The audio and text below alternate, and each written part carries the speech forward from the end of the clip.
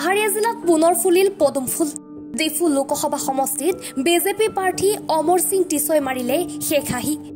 প্ৰাৰ্থী অমৰ সিং টিছই 1,47,603টা ভোটৰ ব্যৱধানত নিকটতম প্ৰতিদ্বন্দ্বী জেআই কাথাৰক পৰাস্ত কৰে। সমষ্টিটোত মুঠ ভোটাৰ আছিল 9,01,032 গৰাকী। ইয়াৰে অমৰ সিং টিছই লাভ কৰে 3,36,620টা ভোট। ইয়াৰ বিপৰীতে আঞ্চলিক দল APSLC দলৰ প্ৰাৰ্থী জেআই কাথাৰে লাভ কৰে 1,87,017টা ভোট। টিছৰ বিজয়ৰ পিছতে কাৰ্বি আংলঙৰ স্বায়ত্তশাসিত পৰিষদৰ মুখ্য কাৰ্যবাহী সদস্য তুলিৰাম ৰংহং আৰু অসম চৰকাৰৰ মন্ত্ৰী নন্দিতা গাৰ্লেছা সহ টিম কাৰ্বি আংলঙে নাচি বাগি আনন্দ কৰে।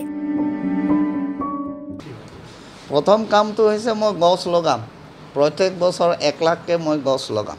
5 বছৰে 5 লাখ গছ লগাম। তাৰপিছত মানে আমাৰ ৱাটাৰ টেবুল ৱাটাৰ স্কেৰচিটিটো বেছি আছে। যিমানখিনি কেচমেণ্ট এৰিয়া আছে সেই কেচমেণ্ট এৰিয়াটো মানে প্ৰটেকশ্যন কৰিব গ'লে মই সেইটো কাম কৰি যাম 5 বছৰ। আৰু কাৰ্বি আংলং ডিমা হাছাও বিভিন্ন সমস্যা আছে। এই সমস্যাও মই ৰাজনীতিক সমস্যা বহুত আছে। এইটো আলাপ আলোচনা কৰিম। তাত আমাৰ 100% আমাৰ বিজেপি চৰকাৰেই হ'ব।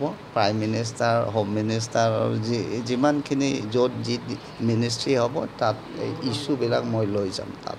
বিজেপি যিমান আশা কৰিছিলে পাৰ্বত্য জিলাত ভোট পাব বুলি তেনেকৈ দেখোন পোৱা নাই। এইটো আমাৰ এটা টাৰ্গেটটো আছে হয় না নহয়। সেইটো টাৰ্গেট মতে নাপালেওতো in politics second equal to last হয় না নহয়। In politics second equal to last আৰু তাত লৈ আৰু বেছি পাম নাপাম বুলি সেইটো কথা নাই আৰু হৈছে। ডিফুৰ পৰা তনু মজুমদাৰৰ ৰিপৰ্ট, এনি ভাৰত 24।